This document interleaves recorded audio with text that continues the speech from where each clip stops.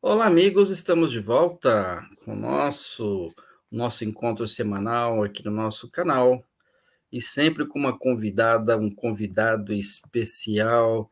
E nós já estamos aqui com a nossa convidada de hoje, a professora Silvana Lazarotto Schmidt. E primeiro agradecer, né, pela sua presença virtual, né, professora? Participação no nosso canal.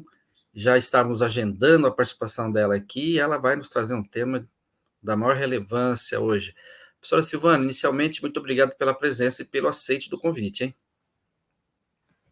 Olá, tudo bem? Eu que agradeço, professor João Carlos, a sua figura aí, né, representando o grupo, né, História, Memória e Educação, e fico muito contente em poder fazer essa fala com vocês, em poder dialogar um pouco aí com o pessoal. Mas o prazer é todo nosso, hein, professora? Olha, e nós sempre apresentamos aqui os nossos convidados, tá? Então, a professora Silvana ela é doutora em educação pela Universidade Estadual de Campinas, e ela realizou estudos pós-doutorais junto ao programa de pós-graduação da UniOeste, Campus Cascavel, e teve a orientação do professor Alexandre Felipe Fiuza, ele que já esteve aqui no nosso canal. E ela também teve um período de estudos na Espanha, né, em Madrid, na Universidade Complutense de Madrid, na Espanha, no Departamento de História, Teorias e Geografia Políticas, sob a orientação da professora Gabriela de Lima Greco. E a pesquisa dela no doutorado é o que nós vamos tratar aqui. É uma pesquisa desenvolvida, fala sobre a militância feminina universitária no Brasil, na Espanha, nos períodos da ditadura, das ditaduras, portanto, nas décadas de 60 e 70. Bem, a professora Silvana ela é docente de pedagogia do Instituto Federal do Paraná, no campus de Capanema, e ela tem experiência na área de educação, com ênfase em história da educação, formação inicial e continuada de professores e professoras da educação básica. E também desenvolve pesquisa e estudos sobre história do movimento estudantil no período da ditadura brasileira. E ela dedica-se também aos estudos sobre educação infantil, a partir da pedagogia histórico-crítica e a psicologia histórico-cultural. E atualmente ela é coordenadora do grupo de estudos e pesquisa sobre a pedagogia histórico-crítica. Professora Silvana, olha, nosso bate-papo aqui, né, professora? Inicialmente, olha, o nosso tema de hoje, né, professora? A participação feminina no movimento estudantil nas ditaduras. Inicialmente, professora, brevemente, né? Como é que surgiu também esse seu tema de pesquisa e qual que é a importância de estar abordando esse tema no contexto da educação brasileira? Ótimo, isso mesmo. Então, na verdade, é um tema que me acompanha desde minha especialização, né, meu curso de especialização. Então, eu tenho estudado o movimento estudantil. A princípio, comecei com o recorte da ditadura militar, depois, no mestrado, trabalhei com o movimento estudantil secundarista no estado do Paraná, especificamente a região oeste do estado. Por fim, no doutorado, acabei trazendo uma discussão, então, sobre o movimento estudantil universitário, e durante, né, a realização da pesquisa de doutorado, a necessidade, né, a partir das fontes estudadas, né, da pesquisa realizada, a necessidade de visualizar, né, e não só de visualizar, de trazer para o debate a condição feminina no movimento estudantil. Então, é a partir do doutorado que essa marca, né, com relação à mulher, à condição feminina, à militância feminina, se colocou, né, especialmente porque ao longo das pesquisas no âmbito da ditadura militar e no âmbito da organização estudantil e, portanto, que se vinculam à história da educação, a condição da mulher ela não estava reiterada, não estava explícita, né? Não aparecia com a mesma, né, clareza, com a mesma condição de que a participação no caso dos estudantes, né, da condição, aí digamos que masculina. Então, a chamada de atenção para a compreensão de de quais eram as condições objetivas da militância feminina, por que ela não estava, se houve um silenciamento das mulheres, ou se não havia realmente condição de participação, enfim, era mais nesse sentido de compreender, né, o porquê do fato das mulheres não estarem de maneira tão presente, visível, tanto no âmbito das pesquisas, né, acadêmicas, quanto no âmbito das próprias instituições, da militância feminina. Então, nesse sentido, ao término do doutorado, essa intenção de, então, dar continuidade à compreensão do movimento estudantil, da contribuição, né, do movimento estudantil na organização, na compreensão, na articulação dos estudantes e também na compreensão de como se organizavam e quais os impactos dessa organização, tanto para a questão da organização da educação no Brasil, como também da luta, né, por essa qualidade, por essa reorganização educacional, e também do enfrentamento a esse período ditatorial. Então, os estudantes se vinculam à luta maior pelo movimento da luta por educação de qualidade, né, e nesse sentido compreender efetivamente a participação da mulher nesse movimento, né, de luta por educação, mas também de luta contra as violências, no caso do Brasil. E aí, né, essa compreensão maior, que eu gosto sempre de reiterar, né, de que a pesquisa que eu venho realizando, acho que é importante dizer, né, ela vem numa perspectiva crítica. Então, a intenção é sempre fazer esse movimento de compreender a realidade a partir do materialismo histórico dialético. Então, a intenção é sempre por esse caminho.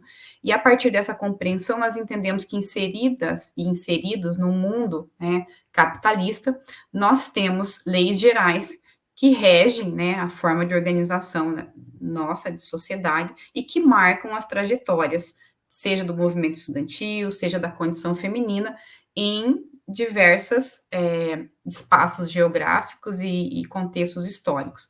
E por isso buscar compreender essas leis gerais, né? Então, o que marca o movimento estudantil em períodos ditatoriais no continente americano e em um determinado país, né, que aí nós temos, então, esse vínculo com a Espanha, então, no continente europeu, dizendo que não é só o Brasil que passou por ditadura e nem é só a Espanha que teve período ditatorial, né, mas elegemos aí esses dois países.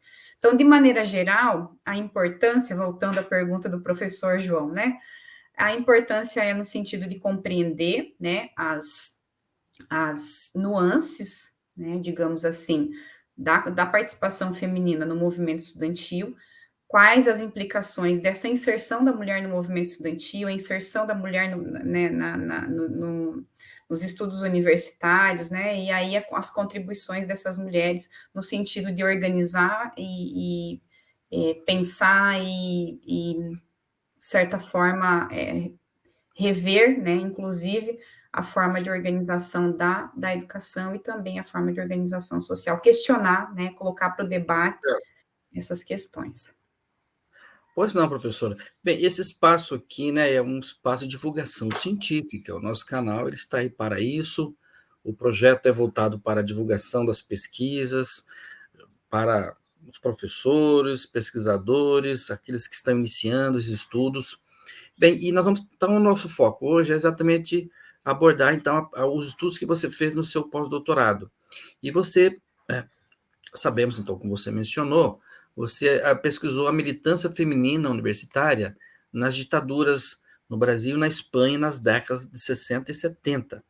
Bem, então eu queria que você comentasse, né, professora Silvana, quais estudos, né, que você desenvolveu, e você pode estar comentando, né, claro, algumas conclusões, alguns pontos relevantes que você acha, que você considera necessários para a gente estar compreendendo, então, o que de fato foi analisado e pesquisado nessa temática. Ótimo, perfeito.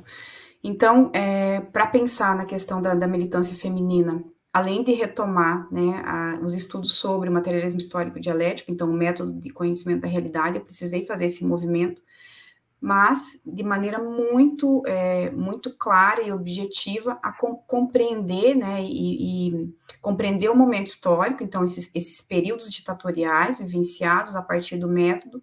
Então, foi necessário fazer um estudo sobre o contexto, né, então, o contexto histórico, então, o franquismo na Espanha e a ditadura militar no Brasil. No caso da Espanha, nós elegemos como aquele período denominado de tardo franquismo, ou segundo franquismo, que foi década de 60 e 70. Então, compreender esse movimento histórico, as condições, né, desse processo, esse foi um primeiro elemento. A necessidade, né, que se coloca quando nós vamos pesquisar a condição feminina é a discussão, é a compreensão, são os estudos sobre gênero.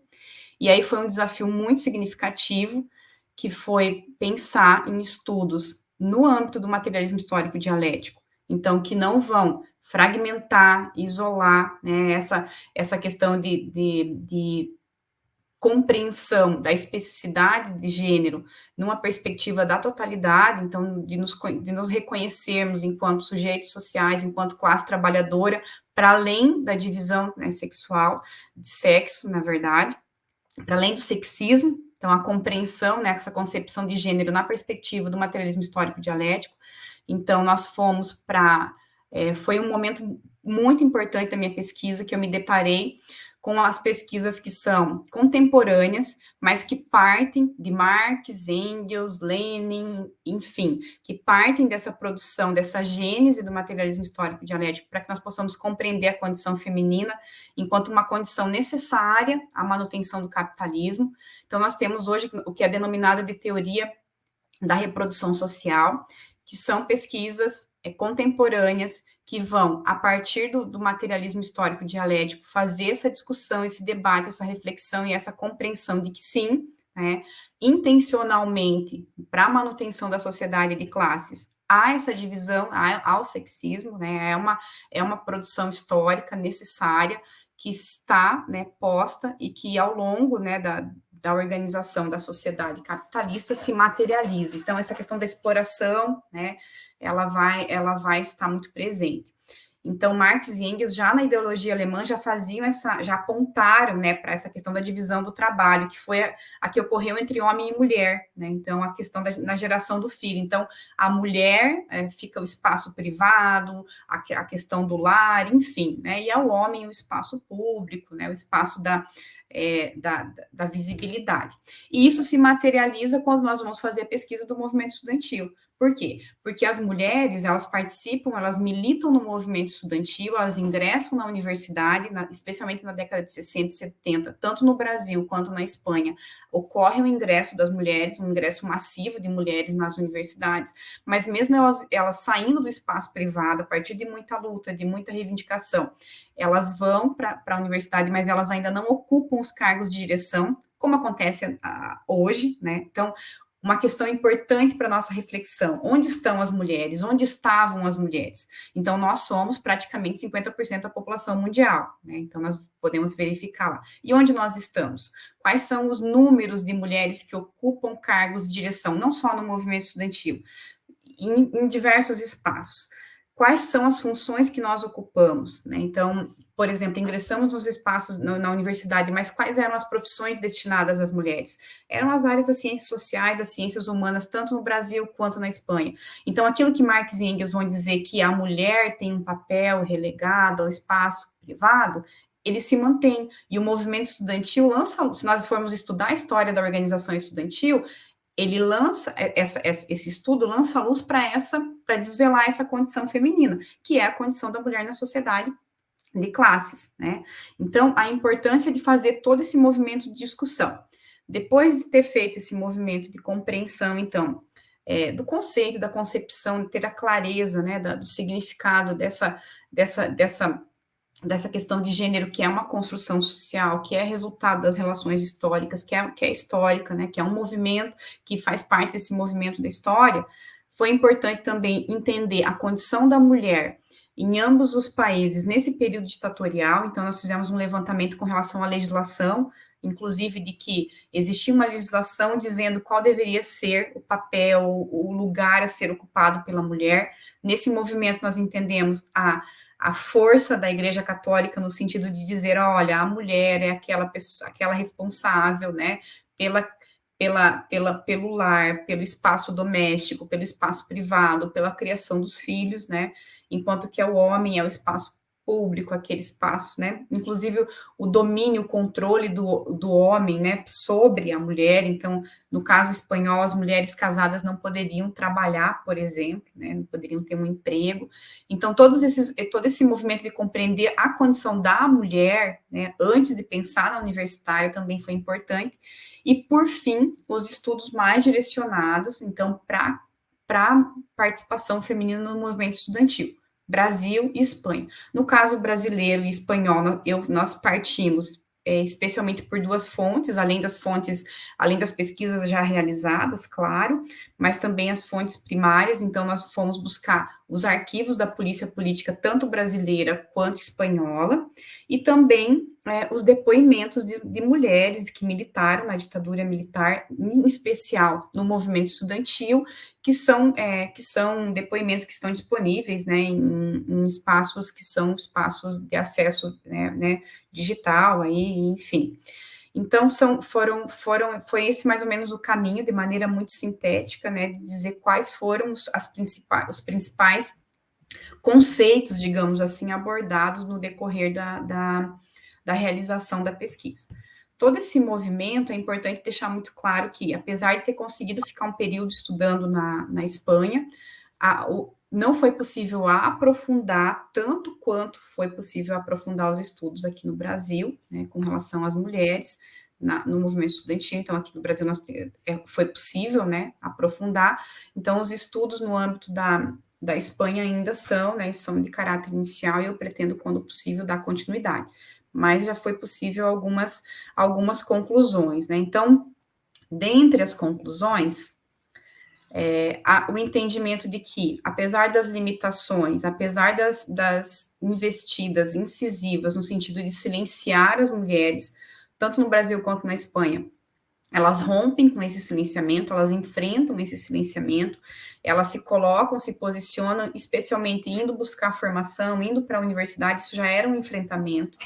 É importante dizer que não foram todas as mulheres que tiveram acesso, então elas já eram um movimento bastante significativo ir para a universidade. Não eram em condições adequadas, era sim para uma determinada classe, né? Num primeiro momento, a gente sabe que o acesso à formação universitária, especialmente na década de 60 e 70, é para uma determinada classe, não era para todas as pessoas. Isso acontece também na Espanha, e em especial as mulheres que são algumas, né? É um número bastante pequeno. Apesar disso, apesar dessa condição, apesar da violência também, que essas mulheres foram vítimas de violência, as estudantes foram vítimas, né? E a violência com relação à mulher, a violência, ela tem uma especificidade, que ela é de caráter, ela é marcada pelo gênero. Então, são violações numa perspectiva da condição feminina, então, abusos que dizem respeito à especificidade da mulher. Então, muitas delas passaram por isso. Também tinham dificuldade nos movimentos sociais, então, passavam por condição de preconceito, tanto nos movimentos, nos partidos, quanto nos movimentos sociais, seja movimento estudantil, pela condição feminina. Então, isso também marcava também, não era só o Estado que tinha um olhar específico por conta da condição feminina, mas também os próprios movimentos sociais, os relatos das mulheres demonstram isso. Mas, apesar de tudo isso, elas contribuíram, elas marcam, né, de certa forma, esse processo reivindicatório de luta contra, né, as atrocidades cometidas por ambos os governos, que foram, né, no caso da Espanha, né, o franquismo, um regime, né, ditatorial, totalitarista, enfim. Mas, de maneira geral, João, queria falar muito mais coisa, mas sim, se você quer direcionar talvez um pouquinho professora. Mais. Não, acho que você fez uma bela exposição, né, com os pontos centrais, mas para a gente, assim, ir para finalizando o nosso bate-papo, né? Sabemos que hoje a questão da mulher, o tema da presença da mulher na sociedade, nos últimos anos vem, né, vem ganhando cada vez mais notoriedade, né? De fato, está compreendendo melhor que sociedade é essa que nós temos, sociedade brasileira. E eu sei que você, como você relatou, você fez estudos desde a sua especialização, né? Discutindo o papel da mulher, a presença dela nos movimentos estudantis, né? Como é que você vê hoje, quer dizer, os principais desafios que você entende, né, sobre a questão da mulher hoje, as principais pautas que a sociedade tem que estar compreendendo para os avanços dos direitos e da presença da mulher na educação, enfim, na sociedade, né? O que você nos diria? Ótimo, fantástico. Essa é uma questão que muito cara, muito importante para todos nós, né, para todas as pessoas, mas em especial para nós mulheres. Eu quero reiterar que a primeira questão, né, que nós precisamos levantar e que precisa ser, né, retomada, reiterada, é a necessária elucidação da história das mulheres.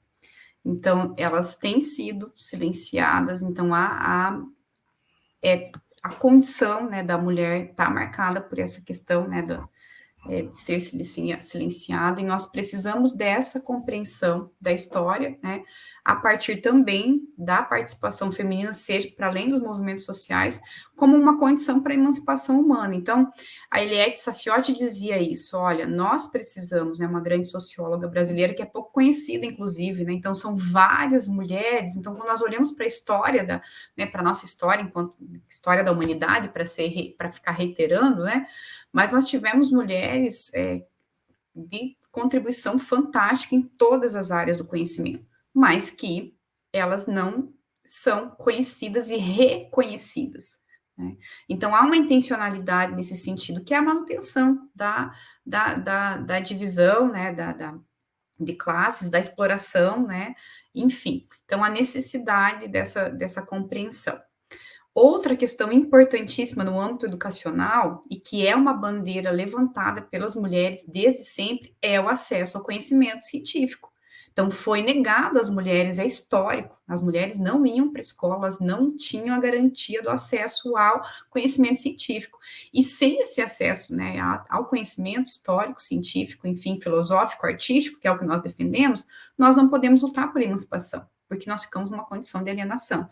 Então, a luta das mulheres é a luta por acesso ao conhecimento, que é histórica, né, e que está marcada por esse processo de manutenção da sociedade de classe.